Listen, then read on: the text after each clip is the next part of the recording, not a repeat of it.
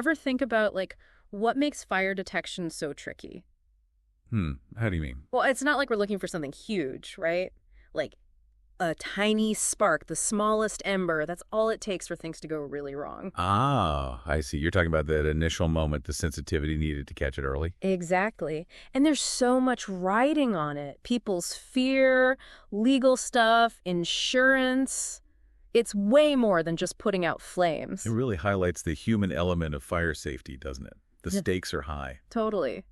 And it's easy to think, oh, a smoke detector, simple. Yeah. But today we're going deeper, especially with these optical detectors. Right. Those are fascinating. We're looking at Section 3.1 sensing technologies from MSAsafety.com. They're experts. Mhm. They break down the tech behind these things, literally lifesavers. And it's not just smoke we're sensing, right? It's like we're teaching machines to see what we can't. What do you mean? Well, fire gives off light. We're blind to ultraviolet, infrared, like a secret code only detectors pick up. So instead of smoke, it's those invisible wavelengths telling us something's up. Wow, that's kind of cool. Imagine a chart of all the light there is, the rainbow we see. Tiny sliver.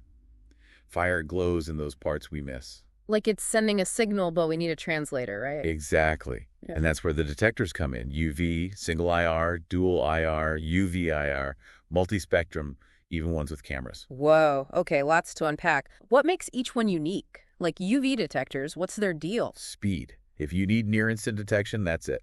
Explosions, flammable stuff where milliseconds count, UV's your go-to. But there's always a but, isn't there? Well, put a UV detector in a dusty factory. Bad idea. Even a gust of wind, oil mist, that's enough to set it off. False alarm. Too sensitive for its own good? In the wrong environment, yeah. Okay, so what about single IR? They focus on the heat given off by carbon dioxide, CO2, when something burns. Makes sense. Less sensitive to smoke than UV, which is good. That's a plus.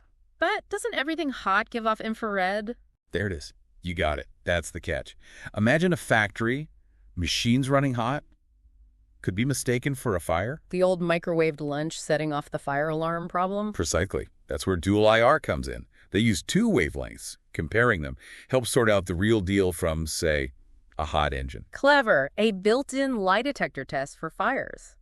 So we've got UV, single IR, dual IR. It's a balance, right? Speed, accuracy, not freaking out unnecessarily. What else is there? Now we're talking UV-IR detectors, combining both, like a 2-for-1 deal for fire safety. Double the sensors, double the peace of mind. This got to help with those false alarms, yeah. You got it. Remember how some things can look like fire to an IR sensor?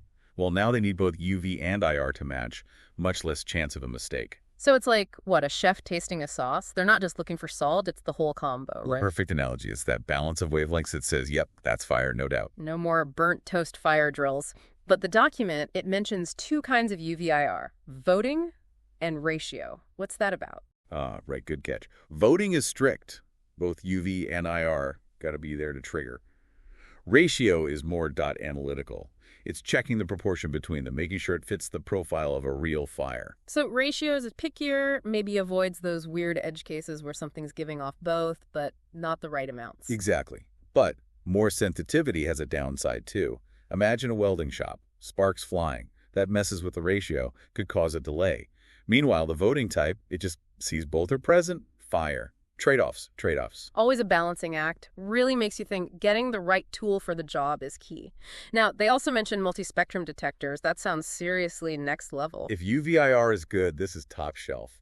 Imagine a detector that doesn't just see multiple wavelengths, but analyzes the patterns between them. Really smart algorithms. That's multispectrum. Sunlight, light bulbs, stuff that fools others. Doesn't phase this one. It's like not only does it see the fire, it knows what kind it is. In a way, yes. Early detection, but also accurate. Smoldering fire, lots of smoke, not much flame. Different response needed than a roaring blaze. Multispectrum can tell. Okay, that's amazing. It's like the smoke detector can tell you, hey, it's the toaster oven acting up again. Well, not quite that specific, but it highlights the potential. Mm-hmm. Of course, it's complex. Needs to be set up right for the environment. And more expensive than the simpler ones. Got to be realistic. Makes sense. No free lunch with this stuff. We can't forget, there are those CCTV IR3 detectors, cameras, and ND sensors. That's some sci-fi security right there. It's like, You get an alert, fire! But instead of panicking, boom, you see it. Oh, okay, someone left a space heater on. False alarm. Exactly. Context is key. Yeah. But, like any camera system, there are limits. The camera's view is narrower than the infrareds. It might not see everything the sensor's picking up. Smoke, bad lighting, those can mess things up too. So another trade-off. This has been eye-opening. From basic smoke alarms to, like, machines reading fire's fingerprints, what's the one thing someone listening should take away from all this? That there's no single best fire detection. It's about your needs. Munitions factory. Super fast UV museum full of priceless artifacts. Multi-spectrum all the way. Get an expert to help you decide. That's key. Absolutely. Fancy tech is great, but it's the whole picture installation, maintenance, people knowing what to do, right tool, right place, right response. Couldn't said it better myself. It's that human-technology partnership that makes the real difference in fire safety. Love it. So, listeners, next time you see a fire alarm, think about all this hidden tech working behind the scenes. Maybe this deep dive sparks some curiosity for you to go learn even more. Until next time, stay curious and stay safe.